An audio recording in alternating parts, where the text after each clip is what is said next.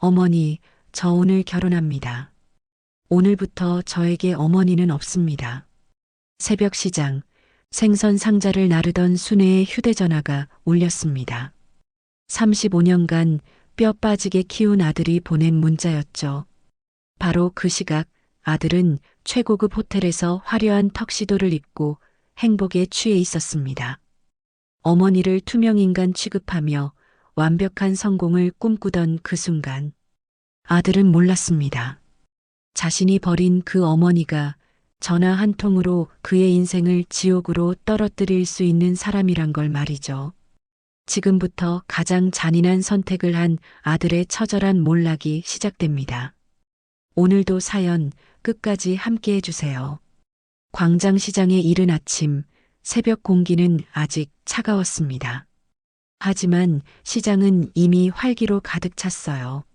상인들의 목소리가 여기저기서 터져나왔고 손술의 바퀴가 돌아가는 소리와 상자를 싸는 소리가 쉴 새 없이 울렸습니다.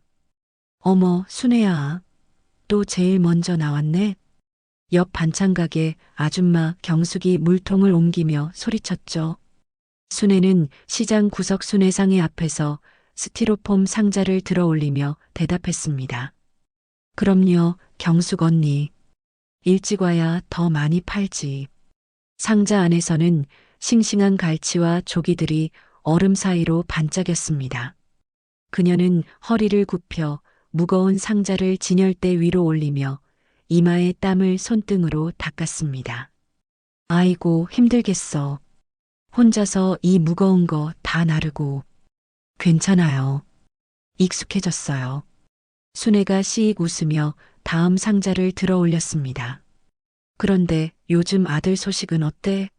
변호사 공부한다고 그러더니 어떻게 됐어? 경숙이 호기심 어린 눈으로 물었습니다. 얼마 전에 시험 붙었어요.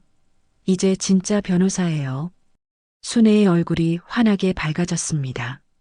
하지만 곧 표정이 조금 시무룩해졌어요. 그런데 요즘 너무 바빠서 연락도 잘 못해요. 몇 달째 소식이 없어요. 그럼 그렇지. 변호사 되면 얼마나 바쁘겠어. 우리 순애는 이제 변호사 어머니네. 경숙이 부러운 듯 말했습니다. 에이, 뭐려. 아들은 아들이고 나는 나지. 순애는 겸손하게 웃으며 다시 생선을 정리하기 시작했습니다. 마음 한편으로는 아들이 자랑스러우면서도 연락이 없어서 조금 서운한 마음도 있었죠. 우리 민수가 자기 꿈 이뤘으면 됐지. 혼잣말처럼 중얼거렸습니다. 해가 점점 떠오를수록 시장에 북적이는 사람들의 소리는 점점 커졌습니다. 싱싱한 고등어 한 마리에 10,000원. 방금 들어온 갈치예요. 살 봐요, 이 살. 상인들의 호객 소리가 여기저기서 터졌어요. 아줌마, 이 조기 얼마예요? 첫 손님이 순애의 가게 앞에 서며 물었습니다. 한 마리에 8,000원이에요. 오늘 새벽에 들어온 거라 아주 싱싱해요. 순애가 조기를 들어 보이며 말했습니다. 좀 깎아주세요. 그럼 2마리 사시면 15,000원에 드릴게요. 바로 그때 순애의 앞치마 주머니에서 낡은 휴대전화가 요란하게 진동했습니다. 따르릉 따르릉 소리가 시장 소음 사이로 들렸죠. 잠깐만요. 순애는 손님에게 양해를 구하며 비린내가 밴 고무장갑을 벗었습니다. 서둘러 휴대전화를 꺼내 화면을 확인했어요. 어머나, 우리 민수가 연락 왔네. 화면에 떠오른 이름을 보자 그녀의 얼굴이 환하게 밝아졌습니다. 사랑하는 아들 박민수. 그녀의 주소록에 저장된 연락처 중 가장 소중한 이름이었죠. 몇 달 만에 연락이네. 뭔 일일까? 순애는 설레는 마음으로 앞치마에 손을 닦으며 조심스럽게 메시지를 확인했습니다.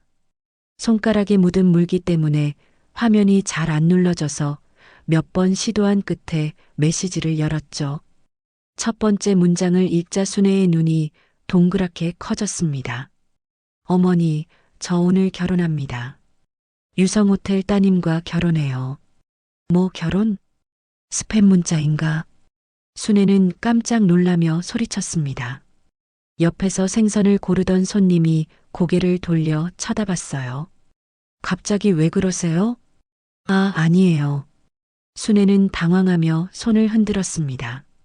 도대체 나한테 말도 안 하고 결혼을 한다는 게 말이 되는 거야? 혼잣말처럼 중얼거리며 다음 문장을 읽기 시작했습니다. 두 번째 문장을 읽는 순간 순애의 얼굴에서 모든 표정이 사라졌습니다. 이 집안은 어머니의 존재를 알지 못합니다. 제게는 오늘부터 어머니는 없습니다. 뭐라고? 순애는 눈을 깜빡이며 다시 한번 그 문장을 읽었습니다. 글자 하나하나가 천천히 그녀의 머릿속으로 들어왔어요. 마지막 문장이 더욱 잔혹했습니다. 찾지도 연락하지도 마십시오. 제 앞길을 막지 마세요. 이게 무슨 소리야? 순애의 목소리가 떨렸습니다. 주변의 모든 소음이 사라지고 세상이 조용해진 것 같았죠. 아줌마, 조기 팔 거예요, 말 거예요? 손님이 짜증스럽게 물었지만 순애는 들리지 않았습니다. 35년을 뼈 빠지게 키웠는데 손에서 힘이 빠지면서 휴대전화가 그대로 떨어졌습니다. 쾅 소리와 함께 휴대전화는 축축한 시장 바닥에 떨어져 화면이 산산조각 났죠.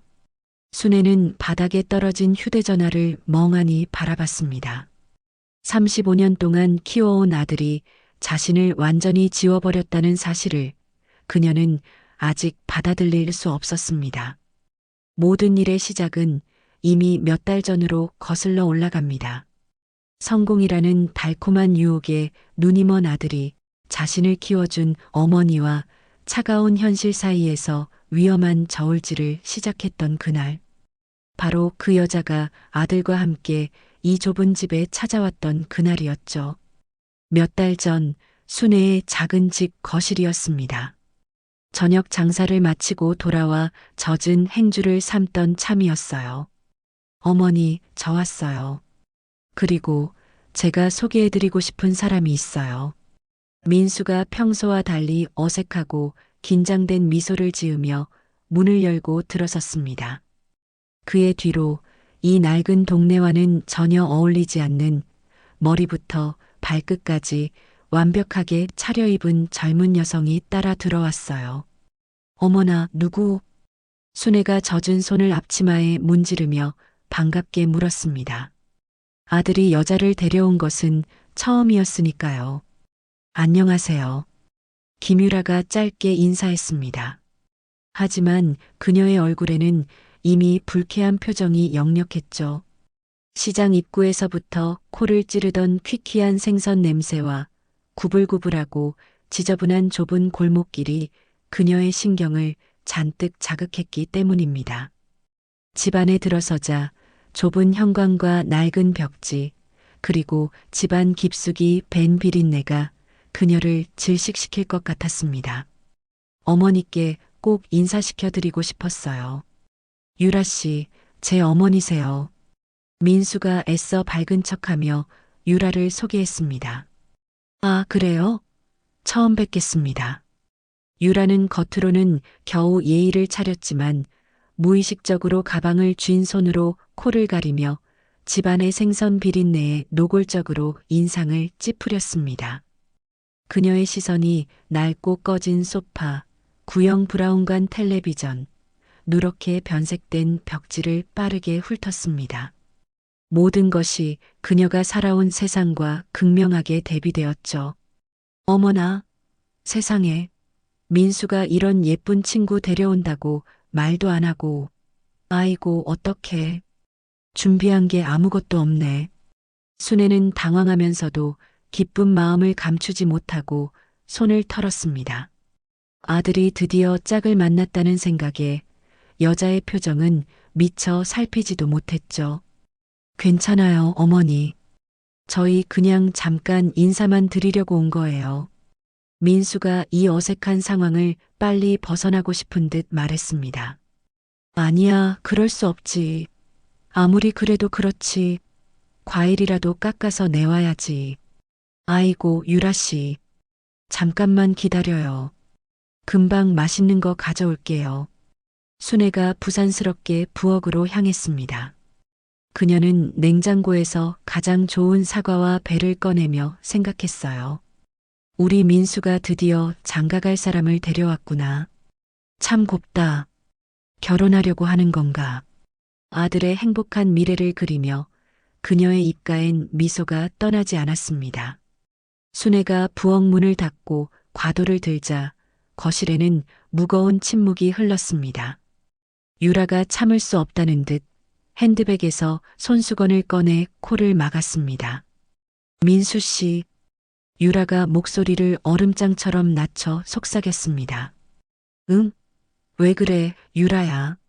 나 정말 도저히 이런 환경 못 참겠어. 숨 막혀. 유라의 목소리에는 경멸과 혐오감이 가득 묻어 있었습니다. 유라야, 조금만 참아. 금방 인사만 드리고 나갈 거야. 우리 부모님께 뭐라고 소개할 거야? 아버지가 자기 어머니 시장에서 생선 판다고 하면 결혼 허락하실까? 유라의 말이 날카로운 칼처럼 민수의 가슴을 찔렀습니다. 솔직히 말해봐. 내가 지금 우리 집안 사람들, 내 친구들 앞에서 이 구질구질한 집이랑 민수 씨 어머니를 자랑스럽게 소개할 수 있어? 그건 아니지만 민수가 입술을 피가 나도록 깨물었습니다. 그럼 결정해.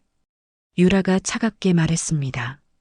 상견례 때, 그리고 결혼식 때, 우리 부모님께는 그냥 어머님은 안 계신 걸로 하자. 일찍 돌아가셨다고. 유라가 잔인한 제안을 던졌습니다. 뭐라고? 어떻게 그런 말을? 그게 당신 미래에도 좋을 거야. 나 우리 아빠 외동딸이야. 엄청 귀한 자식이라고. 이런 사실을 알게 되시면 우리 결혼 다시 생각하실지도 몰라. 부엌에서 과일을 깎던 순애의 손이 그대로 멈췄습니다. 방금 뭐라고? 문틈으로 새어나오는 대화가 비수처럼 그녀의 귓속으로 날아와 박혔습니다. 아무리 그래도 어머니가 나를 어떻게 키우셨는데? 민수가 마지막 남은 양심처럼 약하게 항변했습니다. 민수 씨, 현실을 똑바로 봐. 정말 성공하고 싶다면 이런 낡고 비린내 나는 짐들은 다 내려놓아야 해. 자기가 원하는 그 높은 곳에는 이런 거 가져갈 수 없어. 짐이라니, 우리 어머니가 짐이라니. 그래, 짐이야. 아니면 나랑 헤어질래? 그럼 민수 씨 마음대로 해. 지금 여기서 내 어머니랑 평생 생선 비린내 맡으면서 살아. 난 갈 테니까. 유라의 목소리가 얼음장처럼 차갑게 식었습니다. 그녀는 정말 일어설 기세였죠. 순애는 과일 쟁반을 든 채로 거실로 나가려던 그 문 앞에서 그대로 얼어붙었습니다. 다리가 후들거리고 심장이 얼음물에 빠진 듯 차가워졌어요. 30년 동안 남편 없이 시장 바닥을 구르며 오직 아들 하나만 보고 살아온 세월이었습니다. 민수는 절망적인 표정으로 고뇌에 빠졌습니다.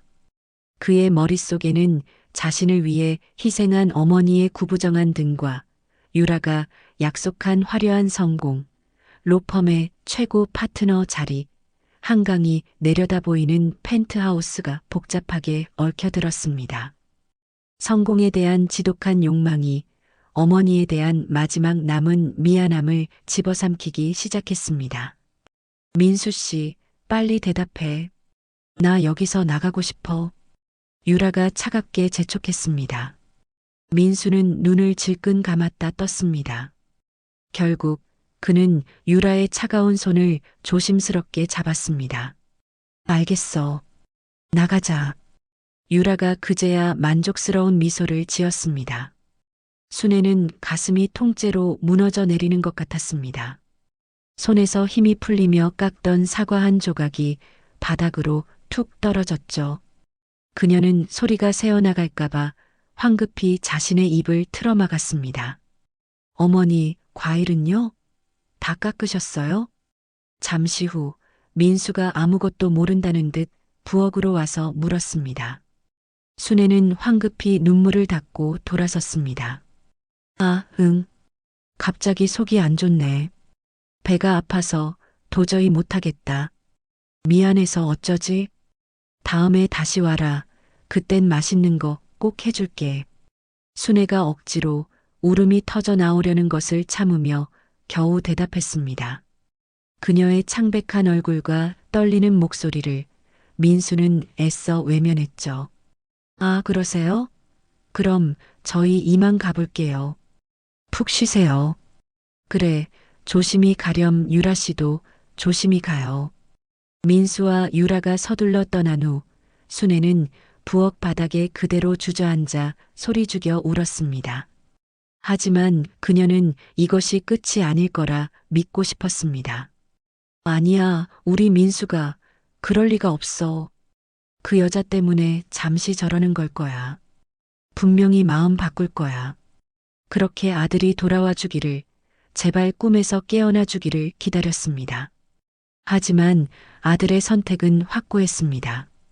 며칠 후 최고급 한정식집의 별실, 유라의 아버지 유성호텔의 김현태 회장이 민수의 맞은편에 앉아 묵직하게 물었습니다. 내 딸 유라가 박 변호사를 아주 높게 평가하더군. 그런데 박 변호사님의 부모님은 돌아가셨다고 들었는데 언제 돌아가셨는지 물어봐도 되겠나? 민수는 순간 숨이 멎는 것 같았습니다. 시장에서 생선을 나르던 어머니의 얼굴이 떠올랐지만 곧 옆자리에 앉은 유라의 차가운 눈빛과 마주쳤습니다. 그는 마른 침을 삼켰습니다. 두 분 다 제가 어릴 때 일찍 돌아가셨습니다. 그래서 혼자 힘으로 여기까지 왔습니다. 김현태 회장이 잠시 안타까운 표정을 지었습니다. 참 힘들었겠네. 그런 역경을 딛고 변호사 자리까지 왔다니 오히려 대단하네. 나는 그렇게 스스로 길을 만든 사람을 좋아하지. 하, 감사합니다, 회장님. 민수가 깊이 고개를 숙였습니다. 그 거짓말과 함께 민수는 돌이킬 수 없는 강을 건넜습니다. 그리고 오늘 아침 순애가 시장 바닥에서 받은 그 문자 메시지는 바로 그 끔찍한 선택의 마지막 확인 도장이었습니다. 자신의 성공을 위해 결혼식 날 어머니라는 존재를 세상에서 완전히 지워버리겠다는 아들의 마지막 통보였던 거죠. 그리고 순애는 문자 마지막에 유성호텔이라는 단어를 보고 표정이 싸늘하게 굳어버렸습니다. 같은 시각 유성호텔의 가장 큰 그랜드 볼룸은 그야말로 눈이 부실 정도로 화려했습니다. 수십 개의 거대한 크리스털 샹들리에가 천장에서 다이아몬드처럼 반짝였고 하얀 장미와 백합으로 꾸며진 웨딩 아치가 단상을 압도적으로 빛내고 있었죠. 와, 정말 대단하네요. 유성호텔 회장 외동딸 결혼식이니까요. 이 정도는 해야죠. 재계 인사들과 유명 정치인, 사회 저명 인사들로 가득 찬 객석에서는 감탄사가 끊이지 않았습니다. 1,500명이 훌쩍 넘는 하객들이 모두 최고급 정장과 드레스로 멋을 낸 모습이었어요. 한편 신부 대기실에서는 순백의 웨딩드레스를 입은 유라가 마지막 단장을 하고 있었습니다. 유명 메이크업 아티스트와 헤어 디자이너가 그녀 주위를 바쁘게 돌아다녔죠. 정말 아름다우세요, 아가씨. 고마워요. 유라가 거울 속 자신의 모습을 보며 더없이 만족스러운 미소를 지었습니다. 그때 턱시도를 완벽하게 차려입은 민수가 대기실로 들어왔습니다. 그의 얼굴에는 억누를 수 없는 흥분과 자부심이 가득했습니다. 우와, 유라야. 진짜 예쁘다. 공주 같아. 민수가 감탄하며 다가왔습니다. 고마워. 근데 민수 씨, 유라가 주변을 힐끗 살피더니 바쁘게 움직이는 스태프들에게 잠시 나가달라는 손짓을 했습니다. 사람들이 모두 나가고 문이 닫히자 유라가 목소리를 낮춰 물었습니다. 어머님, 오늘 안 오시는 거 맞지? 문자는 확실히 보낸 거야? 물론이지. 걱정 마, 유라야. 민수가 유라의 손을 부드럽게 잡으며 안심시켰습니다. 정말 다시는 연락 안 올까? 혹시라도 와서 소란이라도 피우면 어떡해. 유라의 목소리에는 여전히 불안함이 묻어 있었습니다. 모든 것이 완벽해야 했으니까요. 다시는 연락 올 일 없어. 내가 확실하게 정리했어. 내 앞길 막지 말라고. 오늘부로 어머니는 없는 사람이라고. 민수가 자신 있게 말했습니다. 그는 오늘 아침 시장 바닥에서 생선을 나르고 있을 어머니에게 보낸 그 차가운 문자의 모든 단어를 떠올렸습니다. 그럼 됐어. 민수 씨, 이제 정말 자유야. 유라가 그제야 안도의 한숨을 크게 내쉬었습니다. 민수는 드디어 지긋지긋한 가난과 평생 자신을 따라다니던 시장의 비린내에서 완전히 벗어났다는 해방감에 도취되었죠. 이제 진짜 새로운 인생이 시작되는 거네. 맞아. 우리는 이제 시작이야. 내가 자기 아무도 무시 못하는 그런 자리까지 오르게 해줄게. 자신의 성공을 위해 어머니라는 오점을 지운 것은 성공을 위한 완벽한 선택이었다고 그는 스스로 합리화했습니다. 유라야, 고마워. 역시 내 말이 맞았어. 과거를 확실히 정리하니까 정말 홀가분하다. 그럼 내가 언제 틀린 말했어? 유라가 우쭐한 표정을 지으며 민수의 넥타이를 바로잡아 주었습니다. 바로 그때 신부 대기실 문이 열리고 김연태 회장이 위험 있는 모습으로 들어왔습니다. 유라야, 우리 딸. 준비됐니? 네, 아빠. 오, 박서방. 오늘 정말 멋지군. 김연태 회장이 민수의 어깨를 든든하게 두드리며 말했습니다. 자네의 그 성실함과 특히 그 현실적인 판단을 믿고 우리 딸을 맡기는 거야. 앞으로 잘 부탁하네. 김 회장의 말에 민수는 감격에 겨워 목소리가 떨렸습니다. 자신이 어머니를 버린 그 현실적인 판단을 인정받은 것만 같아 기뻤죠. 열심히 하겠습니다. 장인어른. 정말 감사합니다. 그럼 이제 가볼까? 네, 장인어른. 그렇게 순회가 없는 결혼식이 시작되었습니다. 클래식 사중주의 웅장한 연주가 울려 퍼지는 가운데 민수가 먼저 단상 위에 올라 하객들에게 정중히 인사했습니다. 그는 완벽한 신랑의 모습이었죠. 곧이어 식장의 거대한 문이 열리고 결혼식의 하이라이트가 시작되었습니다. 김연태 회장이 세상에서 가장 아름다운 딸 유라의 손을 잡고 하얀 버진 로드를 천천히 걸어 들어왔습니다. 축하합니다. 정말 잘 어울려요. 하객들의 뜨거운 축하와 박수갈채가 쏟아졌습니다. 수많은 플래시가 두 사람을 향해 터졌죠. 민수는 단상 위에서 자신을 향해 걸어오는 유라와 김 회장을 바라보며 마치 꿈을 꾸는 것 같았습니다. 30년 전 그 냄새나는 시장 골목에서 태어나 가난 속에서 자란 내가 드디어 여기까지 왔어. 자신을 바라보는 수백 명의 상류층 하객들을 보며 그의 오만함과 성취감은 인생 최고조에 달했습니다. 단상 위에 서서 세상에서 가장 행복한 미소를 짓고 있는 그는 불과 1시간 전 자신이 문자로 버린 어머니의 존재 따위는 까맣게 잊어버렸습니다. 그의 머릿속에는 오직 성공과 부 그리고 영광만이 가득했습니다. 정말 완벽해. 민수가 혼잣말처럼 중얼거렸습니다. 그는 자신의 인생이 이제 그 어떤 방해물도 없이 완벽하게 달라졌다고 확신했습니다. 아들이 화려한 단상 위에서 웃고 있던 바로 그 시간, 광장시장 순회상의 앞은 전혀 다른 세상이었습니다. 순회는 차가운 시장 바닥에 망연자실 주저앉아 있었습니다. 그녀의 시선은 산산조각난 휴대전화 화면에 고정되어 있었죠. 깨진 화면 사이로 아들이 보낸 글자들이 잔인하게 일그러져 보였습니다. 하지만 그 내용은 너무나도 선명했습니다. 제게는 오늘부터 어머니는 없습니다. 순애의 목소리가 걷잡을 수 없이 떨렸습니다. 자신이 겪은 이 배신감의 깊이를 도저히 가늠할 수 없었어요. 온몸이 처절한 고통으로 떨려왔습니다.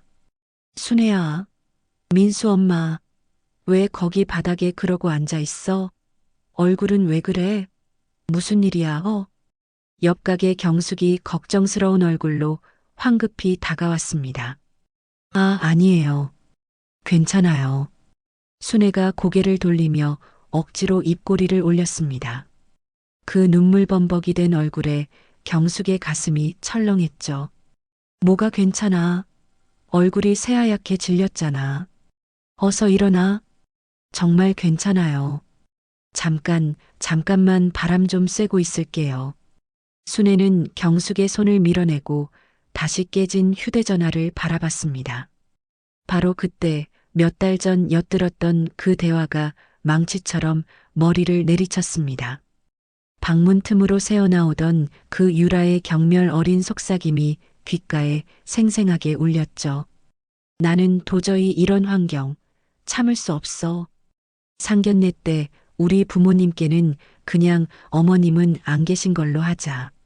그리고 이어지던 아들의 비겁한 대답. 알겠어. 유라야, 그렇게 할게.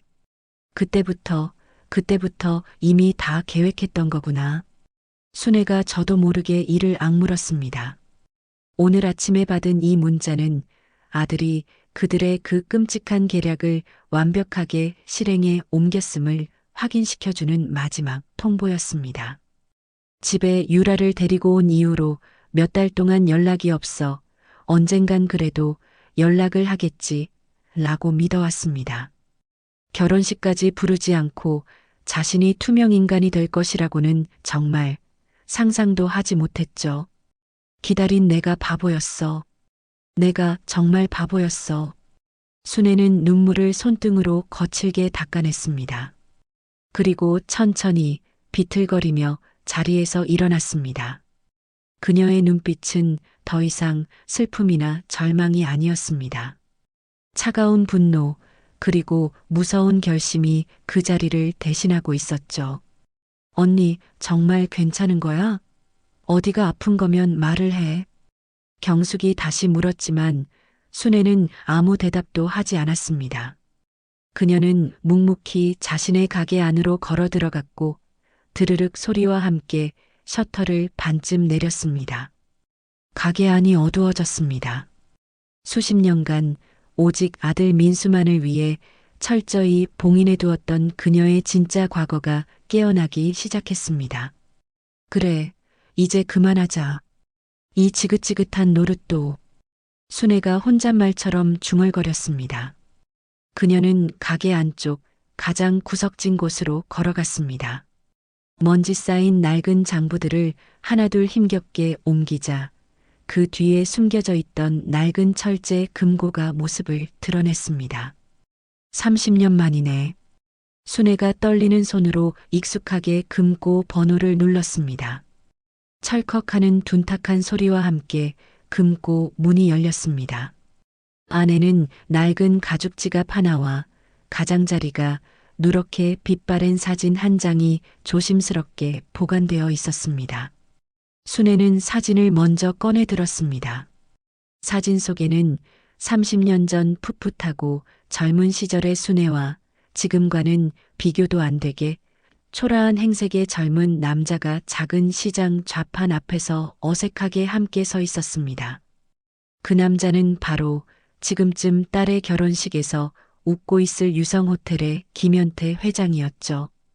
이게 벌써 30년 전이네. 사진 속의 김현태는 지금의 당당한 호텔 회장이 아니라 사업 실패와 파산으로 모든 것을 잃고 절망에 빠진 초라한 젊은이였습니다. 순애는 가죽 지갑도 꺼냈습니다. 지갑 안에는 비닐 커버에 쌓인 오래된 계약서와 각종 서류들이 빽빽하게 정리되어 있었어요. 유성호텔 창립 투자 계약서, 지분 70%, 채권자 오순애. 그녀의 기억은 순식간에 30년 전 지독하게도 추웠던 그 겨울날의 광장시장으로 거슬러 올라갔습니다. 그때도 순애는 지금처럼 시장 한 구석에서 장사를 하고 있었습니다. 지금의 생선 가게가 아닌 작은 국밥집이었죠. 그날따라 유난히 눈발이 거셌고 장사를 마감하려던 늦은 밤이었습니다. 순애 씨, 나 어떡하지? 가게 구석에서 술 기운에 엎드려 있던 현태가 절규하듯 중얼거렸습니다. 그는 한때 야심차게 건설업에 뛰어들었던 젊은 사업가였지만 믿었던 동업자의 배신으로 모든 것을 잃고 빚더미에 나앉은 신세였죠. 시장에서 잔뼈가 굵었던 순애는 성실했지만 운이 없었던 그를 눈여겨보고 있었습니다. 일단 이거라도 먹어요. 속 버려요. 순애가 뜨끈한 국밥 한 그릇을 그의 앞에 퉁명스럽게 놓았습니다. 현태는 고개를 들지 못한 채 국밥에 눈물을 뚝뚝 떨어뜨렸습니다. 다 끝났어. 이젠 정말 죽는 길밖에 없어. 순애 씨, 나 정말 죽고 싶어. 죽을 용기가 있으면 그 용기로 다시 일어서면 되잖아요. 순애의 말은 차가웠지만 현태는 그 말 속에 따뜻함을 느꼈습니다. 그는 며칠을 굶은 사람처럼 허겁지겁 국밥을 먹기 시작했습니다. 한참을 울며 먹던 현태가 마지막 남은 희망처럼 중얼거렸습니다. 나 사실 아이디어가 하나 있어요. 요즘 시장 상인들이나 지방에서 올라온 사람들이 편하게 묵을 데가 없어. 여관은 지저분하고 호텔은 너무 비싸고 그래서 싸고 깨끗한 그런 비즈니스 호텔을 지으면 분명히 성공할 텐데. 하지만 이젠 다 꿈일 뿐이지. 순애는 그릇을 치우려다 말고 그의 말을 가만히 듣고 있었습니다. 그녀는 현태의 눈에서 절망 속에서도 아직 꺼지지 않은 뜨거운 불씨를 보았죠. 얼마나 있으면 돼요? 네. 뭐가요? 다시 일어설 최소한의 돈이 얼마나 필요하냐고요. 현태가 멍하니 순애를 바라봤습니다. 순애는 그 길로 가게 안쪽의 방으로 들어가 평생 시장 바닥을 구르며 모은 전 재산이 든 통장을 들고 나왔습니다. 이거 내가 장사해서 모은 돈인데 일단 이거라도 가져가요. 현태는 자신의 눈을 의심했습니다. 순애 씨, 안 돼. 내가 어떻게, 이건 순애 씨의. 그냥 주는 거 아니에요. 투자하는 거예요. 순애가 통장을 그의 손에 억지로 쥐어주며 말했습니다. 나는 김현태라는 사람의 그 절박함, 그리고 그 아이디어에 투자하는 거예요. 대신 조건이 있어요. 무슨 조건이든 나중에 성공하면 그 호텔 지분의 70%는 내 거예요. 당신은 30%를 가지고 사장으로서 호텔을 운영해요. 그리고 내가 이 돈을 줬다는 건 아무에게도 말하지 말아요. 당연히 법적으로는 안전하게 계약서 작성할 거고 괜찮겠어요? 현태는 그 자리에 무릎을 꿇었습니다. 그는 순애의 손을 붙잡고 뜨거운 눈물을 흘리며 맹세했습니다. 그럼 괜찮지. 당신은 내 생명의 은인이야. 내가 이 은혜 평생 잊지 않을게. 목숨을 걸고 반드시 성공해서 이 모든 걸, 아니, 이보다 100배 1000배로 갚겠어. 그렇게 두 사람은 허름한 법무사 사무실에서 유성호텔 창립 투자계약서를 작성했습니다. 채권자 및 최대 주주 오순의 70%, 그리고 10년 후 현태는 정말로 성공했습니다. 작은 호텔 유성은 승승장구했고 그는 재벌 회장이 되었습니다. 그 사이 순애는 결혼을 하고 민수를 낳았지만 남편은 일찍 세상을 떠났죠. 현태는 몇 번이나 순애를 찾아와 지분을 정리하고 큰 돈을 주겠다고 했습니다. 하지만 순애는 거절했습니다. 아니요, 나는 지금은 그냥 내 아들한테 평범한 시장 엄마로 남고 싶어요. 그 돈 지금 나한테 필요 없어요. 그냥 계속 가지고 계세요. 대신 내가 살아있는 한, 내 아들이 살아있는 한, 당신은 이 호텔의 진짜 주인이 아니라는 것만 잊지 말아요. 그녀는 아들 민수가 혹시라도 거대한 부의 그늘 밑에서 망가질까 두려웠습니다. 자신처럼 시장 바닥에서 땀 흘려 돈 버는 법을 배우길 바랐죠. 그렇게 순애는 30년간 유성호텔의 그림자 주인이자 광장시장의 가난한 생선 장수로 살아왔습니다. 내가 언젠가는 이 지분을 너에게 다 주려고 했는데 내 발로 그냥 걷어차버렸구나. 순애는 모든 것을 되돌려받기로 결심하며 얼굴을 차갑게 굳혔습니다. 30년 동안 아들을 위해 억눌렀던 모든 것, 포기했던 모든 것들이 그녀의 머릿속을 스쳐갔습니다. 민수야, 내 뜻대로 되지는 않을 거야. 그녀는 자신이 투자한 모든 것을, 자신의 이름과 인생을 되찾기로 마음먹었습니다. 어머니는 없다고? 좋아. 그럼 이제 진짜 어머니가 아닌 유성호텔 최대 주주로 만나자. 순애가 서류를 다시 지갑에 단단히 넣으며 말했습니다. 그녀의 목소리에는 30년간 시장 바닥에서 숨겨왔던 날카로움과 위험이 되살아나고 있었습니다. 이제 시작이야. 같은 시각 유성호텔 그랜드 볼룸의 웅장한 분위기 속에서 결혼식이 순조롭게 그리고 완벽하게 진행되고 있었습니다. 수천 송이의 하얀 장미와 백합에서 뿜어져 나오는 향기가 홀 안을 가득 채웠고 부드러운 클래식 현악 사중주가 하객들의 귓가를 감싸고 있었죠. 단상 위에 선 인자한 인상의 주례사가 격조 높은 목소리로 혼인 서약서를 낭독하고 있었습니다. 혼인은 한 남자와 한 여자가 어떠한 고난과 역경 속에서도 서로를 아끼고 사랑하며 평생을 함께하겠다는 신성한 약속입니다. 1,500명이 넘는 대한민국 상류층을 모두 모아놓은 듯한 하객들이 조용히 경청하고 있었습니다. 민수와 유라는 단상 위에서 하객들의 따뜻한 축복과 부러움이 섞인 시선을 한 몸에 받으며 더없이 행복한 미소를 짓고 있었습니다. 정말 그림 같은 커플이에요. 선남선녀가 따로 없네요. 유성호텔 회장님 따님답게 결혼식 품격이 정말 대단합니다.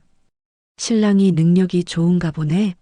고아라는데 저런 재벌가에 장가를 다 드네. 객석에서 낮게 속삭이는 찬사들이 민수의 귀에도 어렴풋이 들려왔습니다. 고아 출신, 그래 난 엄마 없는 고아야. 괜찮아 오히려 잘 됐지. 민수는 자신의 거짓말이 완벽하게 통과되었으며 이제 그 누구도 자신의 과거를 캐물을 수 없다는 확신이 들었습니다. 한편 객석 가장 앞자리에 앉은 김현태 회장은 더없이 흐뭇한 미소로 두 사람을 바라보고 있었습니다. 여보, 까다로운 우리 딸이 좋아하는 거 보니 보통이 아닌가 봐. 아주 든든한 사위를 얻었어. 옆에 앉은 아내, 유라의 어머니에게 작게 말했습니다. 맞아요, 여보. 박 변호사, 볼수록 참 진국인 것 같아요. 김 회장에게 민수는 뿌리가 없는 고아라는 점은 오히려 가장 큰 장점이었습니다. 복잡하게 얽힐 처가 식구도 없고 나중에 재산 문제로 시끄러워질 일도 없었죠. 오직 자신의 가문에만 충성할 수 있는 깨끗한 배경의 사위. 어려운 환경에서도 삐뚤어지지 않고 변호사까지 됐으니 정말 대단한 청년이야. 그가 아내에게 다시 한번 속삭였습니다. 그래서 더 믿음직스러워요. 우리 유라 고생 안 시킬 것 같아요. 그렇게 모두가 행복에 겨워 있을 무렵 주례사의 낭독이 끝나고 부드러운 목소리의 전문 사회자가 마이크를 잡고 단상으로 나왔습니다. 이제 두 사람의 영원한 사랑을 약속하는 반지 교환식이 있겠습니다. 사회자의 목소리가 웅장하게 울려 퍼졌습니다. 모든 조명이 단상의 민수와 유라에게로 집중되었죠. 먼저 신랑께서 신부에게 반지를 끼워 주시겠습니다. 홀 안에서 뜨거운 박수 소리가 터져 나왔습니다.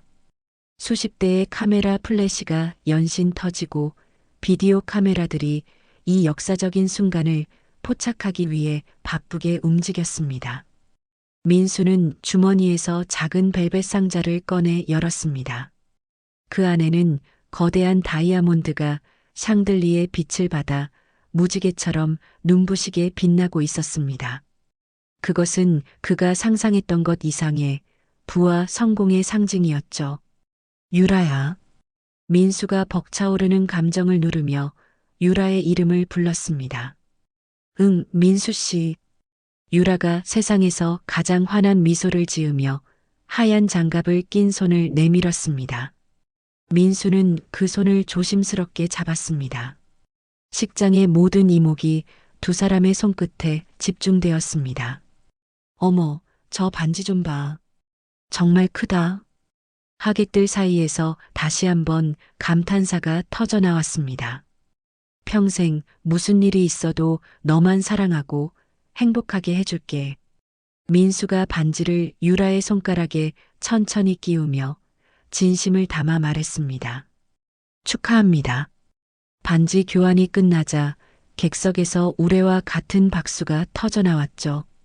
사회자가 다시 마이크를 잡고 목소리를 높였습니다. 이제 주례사님의 성혼 선언이 있겠습니다. 두 사람이 윙윙윙. 김연태 회장의 주머니에서 휴대폰이 진동했습니다. 아니, 지금 이 중요한 순간에 김연태 회장은 인상을 찌푸리며 휴대폰을 꺼냈습니다. 딸의 결혼식에서 전화를 받는 것은 예의가 아니었지만 혹시 급한 일일 수도 있다고 생각했죠. 화면을 확인하는 순간 김연태의 얼굴은 순식간에 사색이 되었습니다. 오순애. 그 이름을 보자 김연태는 숨이 막히는 것 같았습니다. 수십 년간 연락이 없던 자신의 유일한 은인이자 호텔의 실질적인 주인의 이름이었습니다. 갑자기 이게 무슨... 김연태가 중얼거렸습니다. 그의 손이 파르르 떨리기 시작했습니다. 여보, 무슨 일이에요? 옆에 앉은 부인이 걱정스럽게 물었습니다. 잠깐만. 김연태는 급히 자리에서 일어났습니다. 그는 사회자에게 손을 들어 잠시 양해를 구했습니다. 죄송합니다. 아주 급한 전화가 와서. 사회자가 당황하며 물었습니다. 회장님, 지금 성혼 선언 순간인데 정말 죄송합니다. 5분만 기다려주세요. 김연태는 황급히 식장 밖 로비로 뛰쳐나갔습니다. 하객들이 갑작스러운 상황에 웅성거리기 시작했습니다. 무슨 일이죠? 회장님이 왜 갑자기 이런 중요한 순간에 전화라니. 단상 위에 민수와 유라는 무슨 일인지 모르겠지만 불길한 예감에 표정이 굳었습니다. 아빠 왜 저래? 유라가 불안한 목소리로 민수에게 물었습니다. 모르겠어. 뭔가 급한 일인 것 같은데. 민수도 당황스러워했습니다. 로비로 나온 김연태는 주위를 둘러보며 조용한 곳을 찾았습니다. 그의 얼굴에는 30년 만에 느끼는 극도의 긴장감이 역력했습니다. 30년 만에 왜 갑자기... 김연태는 떨리는 손으로 전화를 받았습니다. 여보세요? 김 대표님. 전화기 너머로 들려온 순애의 목소리에 김연태는 온몸이 굳었습니다. 수십 년이 지났지만 여전히 기억에 선명한 목소리였죠. 회장님? 김연태의 목소리가 떨렸습니다. 그는 무의식적으로 고개를 숙이며 존댓말을 했습니다. 회장님, 이게 얼마만입니까? 김연태는 목소리를 최대한 낮췄습니다. 주변에 누군가 들을까봐 걱정되었습니다. 정말 오랜만이네요, 김 대표님. 순애의 목소리는 차분했지만 어딘가 차가운 느낌이 들었습니다. 무슨 일이십니까? 갑자기 연락을 주시다니. 김연태는 가슴이 두근거렸습니다. 30년 동안 연락하지 않기로 약속했던 그녀가 갑자기 전화를 한 이유가 궁금했죠. 김 대표, 좀 처리해 줄 일이 있어요. 순애가 침착하게 말했습니다. 지금이요?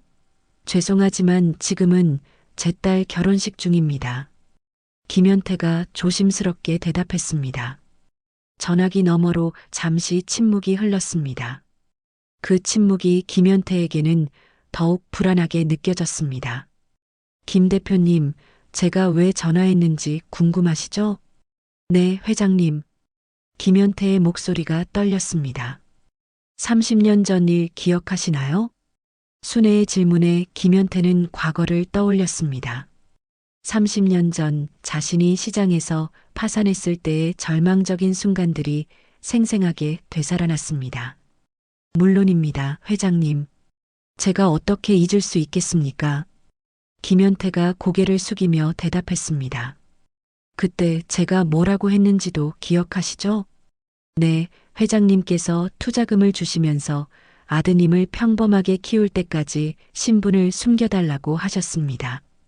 김현태가 조심스럽게 대답했습니다. 그때 이미 시장의 큰 손이었던 순애가 전 재산을 털어 지금의 유성호텔을 세울 종잣돈을 대주었던 것을 그는 절대 잊을 수 없었습니다. 맞습니다. 그리고 오늘 제 아들이 성인이 되어서 결혼을 한다고 하는군요. 네, 아드님께서요? 김현태가 깜짝 놀라며 물었습니다. 순애에게 아들이 있다는 것은 알고 있었지만 결혼 소식은 처음 들었습니다. 김 대표님, 제 아들 이름이 뭔지 아십니까? 순애의 목소리가 점점 차가워졌습니다. 죄송합니다. 잘 모르겠습니다. 김현태가 당황하며 대답했습니다. 박민수입니다. 그 순간 김현태의 머릿속이 하얗게 변했습니다. 박민수라는 이름이 그의 뇌리를 강타했습니다. 박민수라고 하셨습니까? 네. 바로 김 대표님 따님과 지금 결혼하고 있는 그 박민수 말입니다. 김현태는 다리에 힘이 빠져 벽에 기대야 했습니다. 자신의 사위가 순애의 아들이라니 이런 우연이 있을 수 있는 걸까요? 그럴 리가, 설마 부모님은 일찍 돌아가셨다고 했습니다. 김 대표님, 제 아들이 오늘 아침에 저한테 보낸 문자 내용 들어보시겠습니까? 순애가 차분하게 말했습니다. 어머니, 저 오늘 결혼합니다. 유성호텔 따님과 결혼합니다. 이 집안은 어머니의 존재를 알지 못합니다. 제게는 오늘부터 어머니는 없습니다. 순애가 차근차근 읽어 내려갔습니다. 김현태의 얼굴이 사색이 되었습니다. 찾지도 연락하지도 마십시오. 제 앞길을 막지 마세요. 이게 무슨 말씀이십니까? 김현태가 말을 잇지 못했습니다. 자신의 사위가 어머니에게 이런 잔혹한 말을 했다니 믿을 수 없었습니다. 그뿐만 아닙니다. 몇 달 전에 김 대표님 따님이 저희 집에 와서 뭐라고 했는지도 아십니까? 유라가요? 김현태의 목소리가 더욱 떨렸습니다. 나는 도저히 이런 환경 참을 수 없어. 우리 부모님께 뭐라고 소개할 거야? 순애의 목소리에는 분노가 섞여 있었습니다. 아닙니다. 유라가 그런 말을. 상견례 때 우리 부모님께는 그냥 어머님은 안 계신 걸로 하자. 그게 당신 미래에도 좋을 것이라고 했습니다. 김현태는 숨이 막혔습니다. 자신의 딸이 그런 말을 했다니 도저히 믿을 수 없었습니다. 그 순간 김현태는 며칠 전 상견례가 떠올랐습니다. 민수가 말했던 일찍 돌아가신 부모님이라는 거짓말의 퍼즐이 맞춰지기 시작했습니다. 부모님이 일찍 돌아가셨다고, 뻔히 살아있는 나를 죽은 사람으로 만들어버렸지요. 김현태는 자신의 사위가 뻔히 살아있는 어머니를 없다고 거짓말하며 버렸다는 사실에 치를 떨었습니다. 이런 일이. 김현태의 목소리가 분노로 떨렸습니다. 김 대표님, 이제 아시겠지요? 제가 왜 전화했는지. 회장님, 정말 죄송합니다. 김연태는 자신의 은인을 모욕한 민수와 그 배후에서 이 모든 패륜을 부추긴 자신의 딸 유라에게 극도의 분노를 느꼈습니다. 사과하실 건 없습니다. 김 대표님은 모르고 계셨잖아요. 하지만 제 딸이. 김연태의 목소리가 떨렸습니다. 자신이 키운 딸이 은인의 아들을 꼬드겨 이런 패륜을 저지르게 했다는 사실에 치가 떨렸습니다. 김 대표님. 네, 회장님. 30년 동안 제가 숨어 살며 아들을 키웠는데 그 아들이 저를 이렇게 버렸습니다. 순애의 목소리에는 깊은 상처가 묻어 있었습니다. 회장님. 김연태는 자신의 모든 것을 걸고 이 사태를 바로잡기로 결심했습니다. 회장님, 원하시는 대로, 아니, 당장 모든 것을 바로잡겠습니다. 김연태가 단호하게 맹세했습니다. 정말 그래 주시겠습니까? 네. 제가 30년 동안 받은 은혜를 잊을 수는 없습니다. 김연태의 목소리에는 확고한 결의가 담겨 있었습니다. 그럼 김 대표님, 부탁이 하나 있습니다. 무엇이든 말씀하십시오. 김연태가 긴장한 목소리로 대답했습니다. 지금 당장 그 결혼식 취소시키세요. 순애의 목소리는 차가우면서도 단호했습니다. 네. 취소라고 하셨습니까? 네. 지금 즉시요. 김연태는 잠시 망설였습니다. 이미 1,500명이 넘는 하객들이 모인 상황에서 결혼식을 취소한다는 것은 상상할 수 없는 일이었습니다. 회장님, 하지만 이미 식이 진행 중이라서. 김 대표님, 그 아이는 김 대표님 사위 될 자격이 안 됩니다. 그리고 김 대표님 사위가 돼서 부와 명예를 얻을 자격도 되지 않고요. 순애의 목소리에는 30년 동안 숨겨왔던 권위가 되살아났습니다. 알겠습니다, 회장님. 김연태가 고개를 숙이며 대답했습니다. 그리고 제 아들이라고 했던 그 녀석에게 진실을 알려주세요. 자신이 버린 어머니가 누구인지, 자신이 잃은 것이 무엇인지 똑똑히 알게 해야 합니다. 순애의 목소리에는 차가운 분노가 서려 있었습니다. 알겠습니다, 회장님. 즉시 시행하겠습니다. 김연태가 단호하게 답했습니다. 김 대표님, 고맙습니다. 아닙니다. 제가 당연히 해야 할 일입니다. 전화가 끊어졌습니다. 김연태는 휴대폰을 주머니에 넣고 분노로 가득 찬 얼굴로 식장을 향해 돌아섰습니다. 30년 동안 받은 은혜를 어떻게 이런 식으로. 그가 이를 악물며 중얼거렸습니다. 바로 그때 로비에서 기다리던 유라가 급하게 다가왔습니다. 아빠, 무슨 일이에요? 하객들 다 기다리는데. 유라가 짜증스러운 목소리로 말했습니다. 웨딩드레스를 입은 그녀는 아버지의 갑작스러운 행동에 불안해하고 있었습니다. 빨리 들어가요. 민수 씨도 당황하고 있어요. 김연태는 딸을 바라보며 분노가 치밀어 올랐습니다. 순애가 말한 유라의 말들이 머릿속에 맴돌았습니다.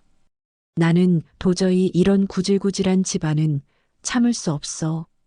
상견례 때 우리 부모님께는 그냥 어머님은 안 계신 걸로 하자. 내가. 김연태의 목소리가 분노로 떨렸습니다. 아빠, 왜 그래요? 무슨 일이에요? 유라가 당황하며 물었습니다. 내가 감히 누굴 건드린 줄 알아. 김연태가 소리치며 딸의 뺨을 거칠게 내리쳤습니다. 찰싹? 큰 소리가 로비에 울려 퍼졌습니다. 유라는 믿을 수 없다는 표정으로 뺨을 만졌습니다. 아빠, 왜 때려요? 내가 뭔 짓을 했는지 모르겠어? 김연태가 분노에 찬 목소리로 외쳤습니다. 무슨 소리예요? 저 뭘 잘못했어요? 유라가 울먹이며 대답했습니다. 민수 어머니한테 뭐라고 했어? 김연태의 질문에 유라의 얼굴이 순간 굳었습니다. 그건 없는 사람 취급하라고. 상견례에서 죽었다고 거짓말하라고? 아빠, 그게 아니라. 유라가 변명하려 했지만 김연태는 들으려 하지 않았습니다. 내가 얼마나 큰일을 저질렀는지 알아? 김연태가 주먹을 떨며 말했습니다. 로비를 지나가던 사람들이 이상하게 쳐다보기 시작했습니다. 아빠, 여기서 이러지 말아요. 사람들이 다 봐요. 유라가 당황하며 말했습니다. 지금 체면이 문제가 아니야.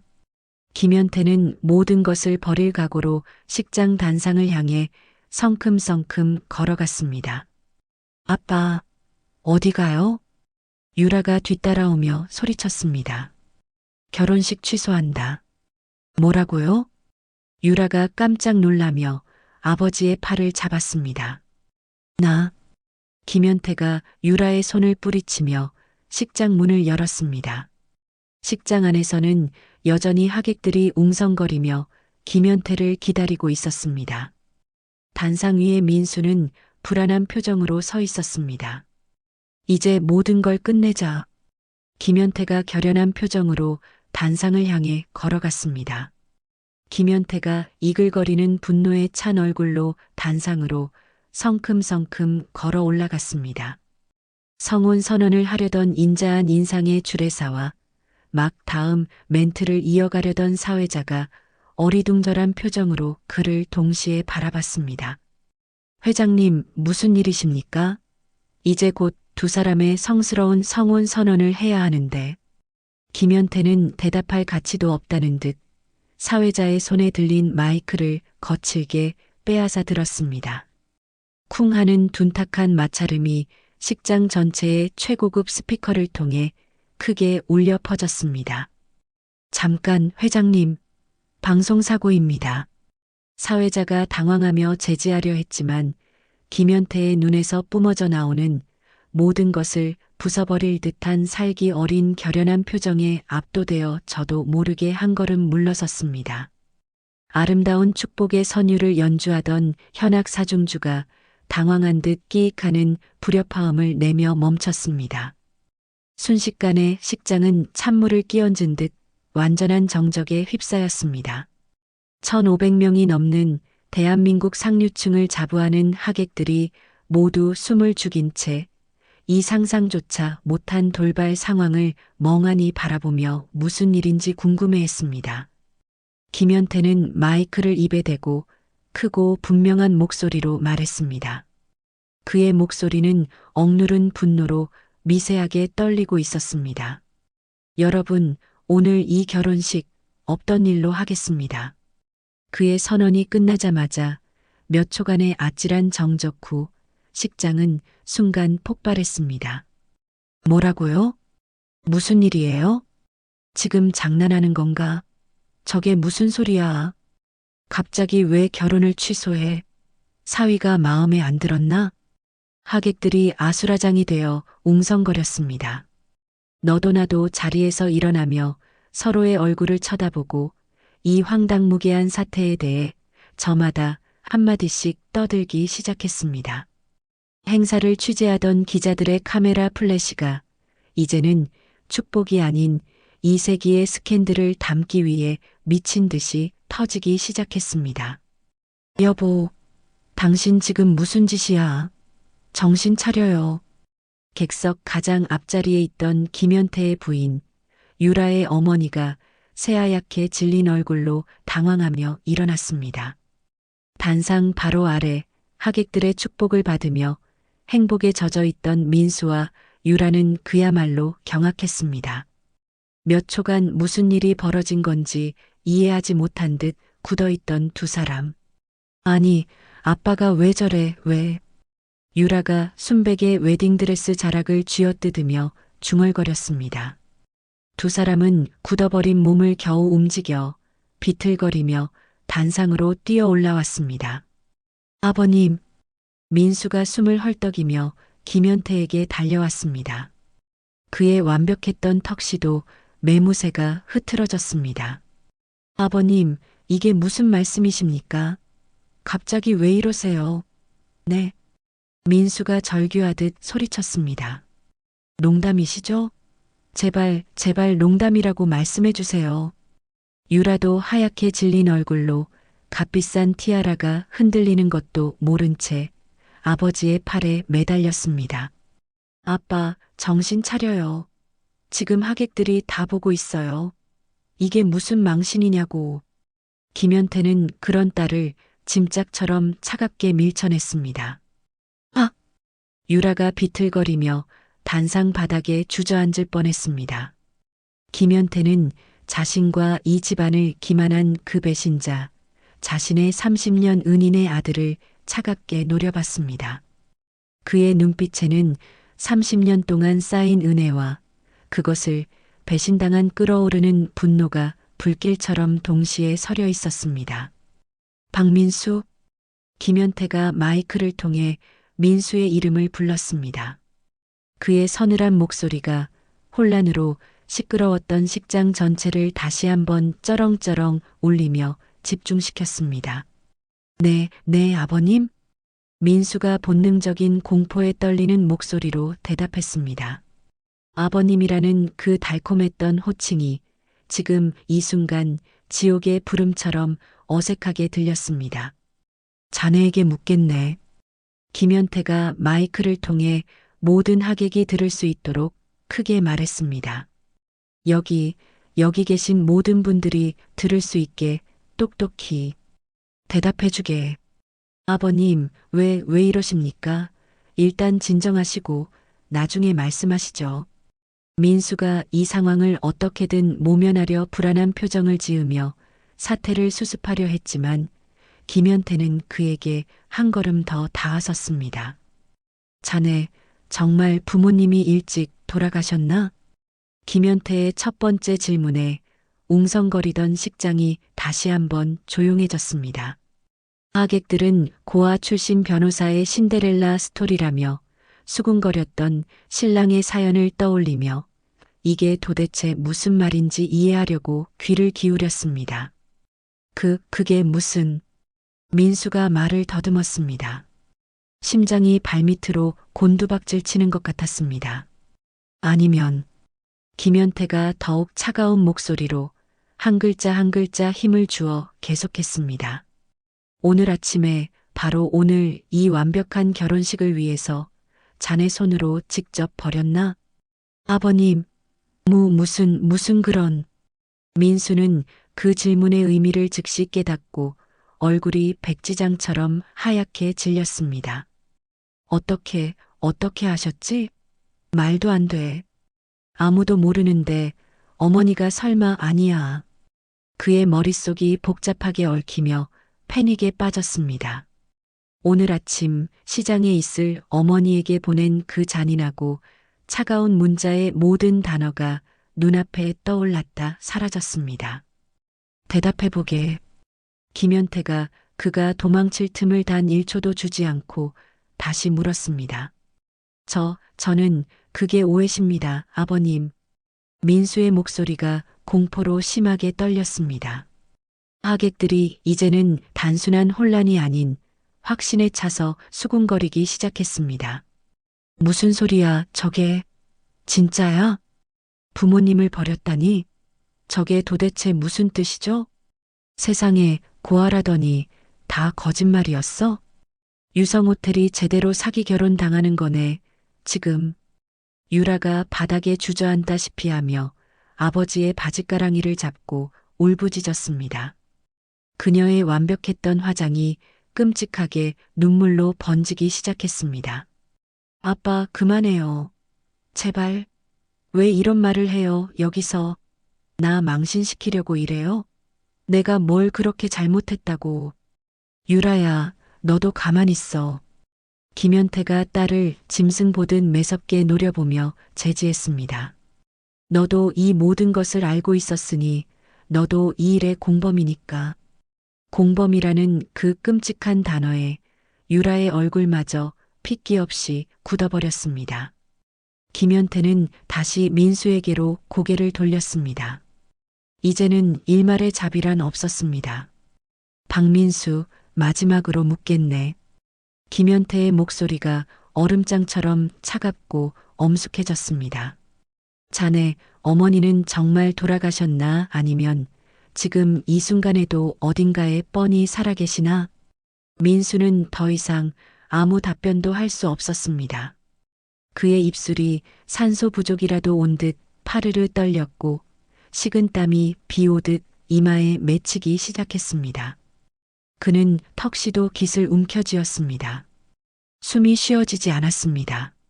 식장의 모든 시선이 수백 쌍의 경멸 어린 눈이 단상 위에 완전히 고립된 민수에게로 집중되었습니다. 그는 더 이상 숨길 수 없다는 것을, 자신의 완벽했던 계획이, 자신의 찬란했던 인생이 바로 이 순간 이 단상 위에서 산산조각 났음을 깨달았습니다. 단상 위 수백 명의 시선이 한데 꽂힌 그곳에서 박민수는 공포로 질식할 것 같았습니다. 그의 입은 뻐끔거렸지만 김현태 회장의 마지막 질문에 아무런 소리도 내지 못했습니다. 완벽했던 턱시도는 이미 식은땀에 축축하게 젖어들기 시작했습니다. 김현태는 그런 민수를 향해 경멸 어린 시선을 보내며 당황하는 그를 향해 모든 진실을 폭로하기 시작했습니다. 좋네. 대답을 못하겠지. 그럼 내가 대신 말해주겠네. 김현태가 마이크를 쥔 손에 힘을 주며 홀 전체가 울리도록 크게 말했습니다. 그의 목소리는 이제 단순한 분노를 넘어 신성한 재판장에서 판결을 내리는 심판자의 그것처럼 차갑고 무거웠습니다. 여기 계신 하객 여러분, 그리고 오늘 저희 딸의 결혼을 축복하러 오신 모든 분들, 정말 죄송합니다. 제 사위 될 사람이 오늘 아침 자신의 어머니를 버렸습니다. 하객들은 숨을 죽였습니다. 자네가 오늘 아침 시장에서 생선 파는 어머니가 창피하다고, 자신의 앞길을 막는다고 투명인간 취급한 바로 그분. 첫 번째 폭로가 터져 나왔습니다. 시장, 생선이라는 단어가 이 화려한 그랜드 볼룸의 공기와 격렬하게 충돌했습니다. 하객들이 경악과 불쾌감으로 웅성거리기 시작했습니다. 뭐라고요? 시장?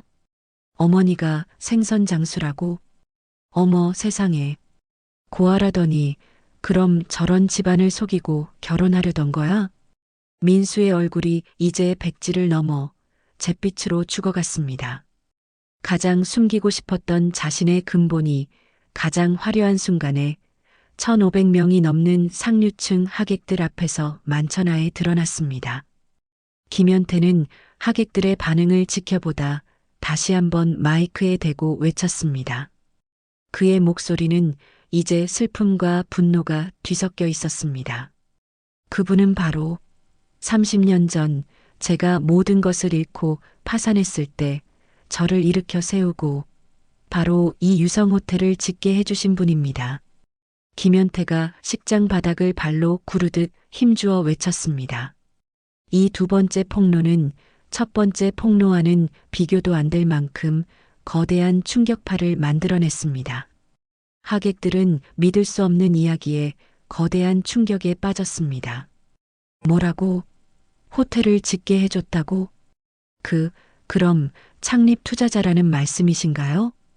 특히 앞자리에 앉아있던 재계 인사들과 경제부 기자들이 서로 놀란 표정으로 속삭이기 시작했습니다. 이것은 단순한 가십이 아니라 유성호텔의 지배구조 자체를 뒤흔드는 특종이었습니다. 자네가 방금 버린 그 어머니가. 김현태가 단상 끝으로 걸어 나와 식장에 모인 모든 사람을 하나하나 눈에 담으며 잠시 멈춘 후 하늘이 떠나가라 외쳤습니다. 바로 이 호텔의 지분 70%를 소유하신 이 호텔의 진정한 주인이시네. 식장이 순간 폭발했습니다. 진짜 주인이라는 단어가 스피커를 찍고 나와 모든 하객의 고막을 때렸습니다. 진짜 주인이라고요? 지분 70%? 그럼 김 회장님은? 세상에, 이게 무슨 소리예요? 그럼 저 신랑은 자기 어머니 호텔을. 하객들이 너도 나도 자리에서 일어나며 소리치기 시작했습니다. 카메라 플래시는 이제 발작적으로 터졌고 몇몇 기자들은 이미 휴대폰으로 어딘가에 이 사실을 전송하기 시작했습니다. 그야말로 아수라장이었습니다. 그때 이 모든 상황을 부정하고 싶은 유라가 아버지에게 달려들며 소리쳤습니다. 아빠, 미쳤어? 지금 제정신이야? 유라가 제정신이 아닌 듯 머리를 쥐어 뜯으며 말했습니다. 김연태는 그런 딸을 차갑게 그리고 가엾다는 듯이 바라봤습니다. 유라야, 내가 그렇게 만든 거야. 내가 뭐려? 내가 민수한테 어머니를 부정하라고 했잖아. 그 냄새나는 집이 싫다고, 그 어머니가 창피하다고, 내가 상견례에서 죽은 사람으로 만들자고 했잖아. 김연태가 단호하게 말했습니다. 유라의 얼굴이 이번에는 공포로 굳었습니다. 아, 아빠, 그게 아니라 그건. 유라가 필사적으로 변명하려 했지만 김연태는 더 이상 딸에게조차 자비를 베풀지 않았습니다. 그는 유라를 밀쳐낸 뒤 완전히 넋이 나간 민수를 가리키며 마이크를 통해 마지막 선고를 내렸습니다. 박민수, 자네는 이 시간부로 자네 어머니가 소유한 이 호텔의 법률 고문직에서 해고일세. 아버님, 민수가 절규했습니다. 그리고 내 딸 김유라, 너도 이 시간부로 유성호텔 전무이사직을 포함한 모든 경영에서 손 뗀다. 아빠, 아빠, 안 돼. 내가 잘못했어. 아빠.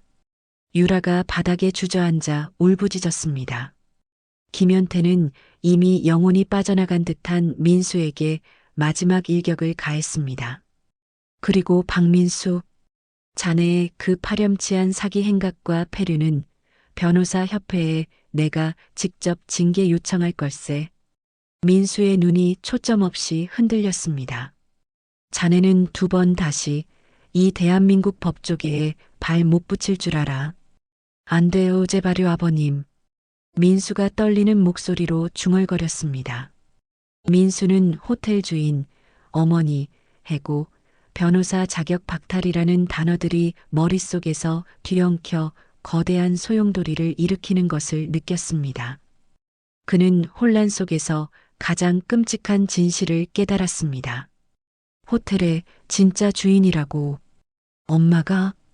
그는 자신이 버린 것이 그저 가난하고 냄새나는 시장의 어머니가 아님을 깨달았습니다. 그는 자신의 성공을 위해 이미 자신의 것이 될 수도 있었던 거대한 제국을 자신의 발로 걷어차 버린 것이었습니다. 그것도 모자라 그 제국의 주인을, 자신의 어머니를 가장 잔인한 방식으로 모욕했습니다. 내가 도대체 뭘 한 거지? 그는 자신이 발 딛고 선 이 화려한 무대가 한순간에 지옥의 불구덩이로 무너져 내리는 것을 느꼈습니다. 아버님, 제발 다시 생각해 주세요. 제가 잘못했습니다. 민수가 이성을 잃고 김연태의 다리에 매달렸습니다. 이건 오해입니다. 제가 다 설명드릴게요. 어머니께 사죄하겠습니다. 네. 설명은 필요 없네. 모든 건 끝났어. 김연태가 얼음보다 차가운 목소리로 그를 걷어찼습니다. 보안팀. 김연태가 식장 뒤쪽을 향해 소리쳤습니다. 정장을 입은 건장한 보안 요원들이 즉시 단상 위로 달려왔습니다. 이 인간들 당장 밖으로 끌어내시오. 네, 회장님. 보안 요원들이 민수와 유라의 팔을 거칠게 붙잡았습니다. 아빠, 이거 나 김유라야. 유라가 값비싼 웨딩드레스를 쥐어뜯으며 발악하듯 울면서 소리쳤습니다. 어머니, 제가 잘못했어요, 어머니. 민수는 이제 멍한 표정으로 초점 없는 눈으로 어머니라는 단어만 반복하며 인형처럼 끌려나갔습니다. 2 사람이 식장 밖으로 사라질 때까지 1,500명의 하객들은 이 믿을 수 없는 현실을 충격 속에서 벗어나지 못한 채 멍하니 바라보고 있었습니다. 모든 것을 잃은 민수는, 아니, 모든 것이 애초에 자신의 것이 아니었음을 깨달은 민수는 핏기 하나 없는 입술로 혼잣말처럼 중얼거렸습니다. 이게, 이게 꿈일 거야. 그래, 꿈이겠지? 민수가 바로 그때 단상 바닥에 주저앉아 있던 유라가 분노와 광기로 이성을 잃은 얼굴로 민수에게 달려들었습니다. 그녀의 수천만 원짜리 웨딩드레스가 구겨지고 찢어지는 것도 아랑곳하지 않았죠. 너 때문이야. 내가 제대로 알기만 했어도. 유라가 짐승처럼 소리치며 민수의 턱시도 멱살을 거칠게 잡고 흔들었습니다. 유라야. 진정해. 진정? 내가 지금 나한테 진정하라고 했어? 내 인생을 어떻게 할 거야? 이 사기꾼 자식아. 유라가 울부짖으며 민수의 뺨을 손톱으로 핥히고 마구 때리기 시작했습니다. 평생을 준비한 내 결혼식을, 내 모든 걸 망쳐놓고, 나도 몰랐어. 정말이야. 어머니가 호텔 주인이라는 거 정말 몰랐다고. 민수가 필사적으로 변명하려 했지만 유라는 이미 아무것도 들으려 하지 않았습니다. 바로 그때 김연태의 지시를 받은 보안 요원들이 단상 위로 올라와 두 사람에게 다가왔습니다. 죄송합니다만 나가주셔야겠습니다. 잠깐만요. 나 이 호텔 회장 딸이에요. 너희들 미쳤어? 이거 안 나? 유라가 마지막 남은 자존심으로 소리쳤지만 보안 요원들은 눈 하나 깜짝하지 않았습니다. 그들의 눈에는 이미 아가씨가 아닌 외부인으로 보일 뿐이었죠. 김연태 회장님의 명령이십니다. 보안 요원들이 민수의 양팔을 거칠게 잡고 식장 밖으로 끌어내기 시작했습니다. 비싼 턱시도 천이 우악스러운 손길에 엉망이 되었습니다. 아버님, 제발 한 번만. 민수가 끌려가며 단상 아래에서 이 모든 것을 차갑게 지켜보는 김연태를 향해 절규했습니다. 하지만 김연태는 돌아보지도 않았죠. 방금 전까지 자신의 인생에서 가장 빛나는 무대였던 그곳에서 그는 쓰레기처럼 쫓겨났습니다. 민수는 값비싼 턱시도 차림으로 호텔 로비에 그대로 내동댕이 쳐졌습니다. 로비를 오가던 다른 호텔 직원들과 방금 체크인을 하려던 투숙객들이 이 황당한 광경을 보고 모두 멈춰 섰습니다. 몇 시간 전 자신에게 90도로 허리를 숙이며 축하드립니다. 신랑님이라고 말하던 그 지배인이 이제는 벌레 보듯 그를 쳐다보고 있었습니다. 잠시 후 유라도 그와 똑같이 로비 바닥으로 쫓겨났습니다. 이거 내가 누군지 알고. 아빠. 유라가 울부짖는 사이 검은색 세단 한 대가 로비 입구에 급정거했습니다. 김연태 회장의 비서실 소속 직원들이 내려 유라를 거의 납치하다시피 거칠게 차에 태웠습니다. 민수 씨. 아니, 이 사기꾼. 너 가만 안 둬. 으악. 유라의 마지막 절규를 실은 차가 사라지고 민수는 로비 입구에 완벽하게 혼자 남았습니다. 그의 손에는 아무것도 없었죠. 그는 비틀거리며 호텔 밖으로 나갔습니다. 차가운 가을바람이 땀에 젖은 그의 몸을 때렸습니다. 그는 택시를 잡았습니다. 어디로 가십니까? 택시기사가 그의 엉망이 된 턱시도 차림을 보고 조심스럽게 물었습니다. 광장시장으로 가주세요. 네. 기사가 의아해했지만 민수는 다시 말할 기력도 없었습니다. 택시가 출발하고 서울의 화려한 야경이 창밖을 스쳐 지나갔습니다. 택시 안에서 민수는 떨리는 손으로 휴대전화를 꺼냈습니다. 어머니. 그 이름을 누르려다 그는 오늘 아침 자신이 보낸 잔혹한 문자 메시지를 확인하고 말았습니다. 제게는 오늘부터 어머니는 없습니다. 찾지도 연락하지도 마십시오. 제 앞길을 막지 마세요. 민수의 손이 경련을 일으켰습니다. 전화를 걸 수가 없었습니다. 자신이 무슨 짓을 했는지 그 문자들이 이제야 칼이 되어 심장을 쑤셨습니다. 어머니를 만나야 해. 만나서 용서를 빌어야 해. 민수가 자신에게 다짐했습니다. 이 모든 게 오해라고. 유라가 시켜서 그랬다고. 아니야. 내가 선택한 거야. 그의 머릿속이 뒤죽박죽이 되었습니다. 호텔 주인, 엄마가 회장님. 그제야 모든 퍼즐이 맞춰졌습니다. 30년간 자신을 그토록 가난하게 시장 바닥에서 키운 이유. 그것은 돈이 없어서가 아니었습니다.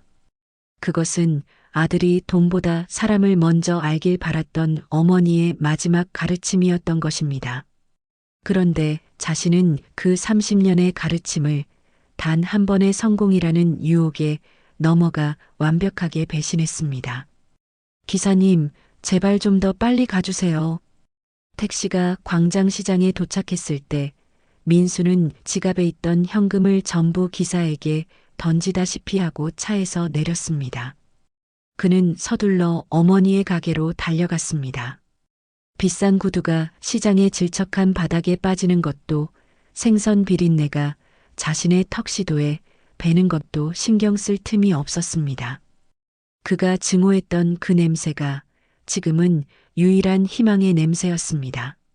하지만 순회상해가 있던 자리에 도착하자 그는 믿을 수 없는 광경을 목격했습니다. 순회의 생선 가게는 이미 간판이 내려지고 좌판과 냉장고, 모든 것이 흔적도 없이 말끔히 치워져 있었습니다. 아무것도 없는 차가운 시멘트 바닥, 텅 빈 가게 터만이 그를 맞이했습니다. 이게 뭐지? 어디 가신 거야? 민수가 당황하며 주변을 둘러봤습니다. 마감을 준비하던 옆가게 경숙이 턱시도 차림의 그를 알아보고 기겁하며 다가왔습니다. 어머, 민수야. 아니, 그 꼴이 그게 다 뭐냐? 아줌마, 우리 어머니 어디 가셨어요? 민수가 경숙의 팔을 붙잡고 미친 사람처럼 물었습니다. 순애, 몇 시간 전에 가게 다 정리하고 떠났어. 떠났다고요? 어딜 가셨는데요? 민수의 얼굴이 더욱 하얗게 질렸습니다. 나도 몰라. 아침에 완전히 넋이 나간 사람처럼 정리하더라니까. 경숙의 말에 민수의 심장이 다시 한번 바닥으로 떨어졌습니다. 한참을 울다가 가게를 싹 다 치우더라고. 그러고는 웬 검은색 세단이 번쩍번쩍한 게 한 대도 아니고 여러 대가 와서 순애를 태워갔어. 물어봐도 대답도 없고. 차요? 그는 텅 빈 가게 터 앞에 그대로 무릎을 꿇고 주저앉았습니다. 차가운 바닥의 냉기가 턱시도를 뚫고 올라왔습니다. 어머니, 제가 잘못했어요. 으악, 어머니. 하지만 아무도 대답하지 않았습니다. 텅 빈 가게 터만이 그의 돌이킬 수 없는 절망을 지켜볼 뿐이었습니다. 30년을 날 키워주신 분을 내가. 민수는 값비싼 턱시도가 시장 바닥에 더러운 물에 젖어 엉망이 되는 것도 신경 쓰지 않았습니다. 그는 자신이 잃어버린 것이 단순히 부와 명예가 아닌 자신을 존재하게 했던 30년의 사랑 그 자체임을 이제야 뼈저리게 깨달았습니다. 주변 상인들이 그를 이상하게 또 가엾게 쳐다봤지만 민수에게는 아무것도 보이지 않았습니다. 오직 지독한 후회와 뼈를 깎는 절망만이 그를 감쌌습니다. 6개월 후 유성호텔 최고층 회장실. 30층 높이의 넓은 창문으로 서울 시내가 한눈에 내려다 보였습니다. 고급스러운 책상 위에는 회장 오순애라는 금빛 명패가 빛나고 있었습니다. 단정하고 기품 있는 정장 차림의 오순애 회장이 결제 서류에 차분하게 사인을 하고 있었습니다. 더 이상 시장 상인의 모습은 찾을 수 없었죠. 회장님, 오늘 일정 브리핑 드리겠습니다. 김현태가 정중하게 문을 두드리고 들어왔습니다. 이제 그는 부회장으로서 수뇌를 깎듯이 보좌하고 있었습니다. 네, 김 부회장님. 앉으세요. 수뇌가 고개를 들며 말했습니다. 그녀는 시장 상인으로서의 억척스러움에 더해 냉철한 경영인의 카리스마를 발산했습니다. 오후에 투자 검토 회의가 있고 내일은 신규 사업 제안서 검토 일정입니다. 알겠습니다. 차질 없이 진행해 주세요. 수뇌가 차분하게 답했습니다. 한편 호텔 지하 1층 직원 편의점. 김유라는 아버지의 명령으로 모든 직위를 박탈당하고 호텔 지하 주차장 옆 직원 편의점에서 아르바이트생으로 일하고 있었습니다. 컵라면 하나 주세요. 직원이 말하자 유라는 분한 표정으로 컵라면에 뜨거운 물을 부었습니다. 6개월 전까지는 회장 딸이었는데 그녀는 화려했던 과거를 떠올리며 이를 악물었습니다. 다 그 박민수 때문이야. 유라가 컵라면을 건네주며 중얼거렸습니다. 같은 시각 호텔 지하 3층 폐기물 처리장. 남루한 작업복을 입은 민수가 무거운 음식물 쓰레기통을 힘겹게 나르고 있었습니다. 변호사 자격이 정지되고 법조계에서 완전히 매장당한 그는 더 이상 갈 곳이 없었습니다. 민수가 음식물 쓰레기 냄새에 인상을 찌푸렸습니다. 그토록 벗어나고 싶었던 비린내 대신 이제는 음식물 쓰레기 냄새 속에서 살고 있었습니다. 어머니, 민수가 작업을 멈추고 한숨을 쉬었습니다.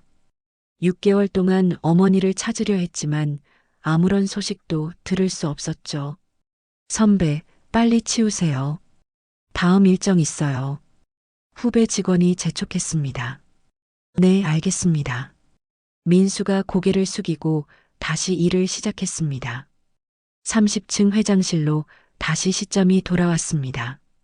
수뇌는 김 부회장이 가져온 신규 인력 배치 현황 서류를 차분히 검토하고 있었습니다. 이번 달 신규 채용 현황입니다. 김현태가 설명했습니다. 수뇌는 서류를 한 장씩 넘기며 꼼꼼히 확인했습니다. 마지막 페이지 하단 환경미화팀 일용직 명단에서 그녀의 눈이 잠시 멈췄습니다. 박민수? 그 이름을 발견한 수뇌는 아무런 표정 변화 없이 서류를 바라봤습니다. 6개월 전까지 자신의 아들이었던 그 이름을 보면서도 그녀의 얼굴에는 어떤 감정도 드러나지 않았습니다. 검토 완료했습니다. 수뇌가 차분하게 말하며 서류에 결제 사인을 했습니다. 회장님, 특별히 신경 쓸 부분은 없으십니까? 김현태가 조심스럽게 물었습니다. 없습니다. 모든 직원은 동등하게 관리해 주세요. 수뇌가 서류를 김현태에게 건네주며 말했습니다. 알겠습니다, 회장님. 김현태가 서류를 받아들었습니다. 수뇌는 다음 서류를 집어들며 업무를 계속했습니다. 창 밖으로 보이는 서울 시내의 화려한 야경처럼 그녀의 삶도 완전히 달라져 있었습니다. 지하 3층 어딘가에서 음식물 쓰레기를 치우고 있는 민수의 존재 따위는 이제 그녀에게 아무런 의미가 없었습니다. 다음 일정 준비해 주세요. 수뇌가 김현태에게 말했습니다. 네, 회장님. 30년 만에 되찾은 자신의 자리에서 수뇌는 더 이상 과거를 돌아보지 않았습니다. 오늘 이야기 어떠셨나요? 혹시 끝까지 함께 해주신 분이 계시다면 잘 들었다고 댓글 하나만 남겨주세요. 여러분에게도 따뜻하고 빛나는 날들이 찾아올 거예요. 구독과 좋아요는 다음 이야기를 이어가는 큰 힘이 됩니다. 지금까지 오늘도 사연이었습니다. 더 깊고 따뜻한 이야기로 다시 찾아뵐게요. 편안한 하루 보내세요. 감사합니다.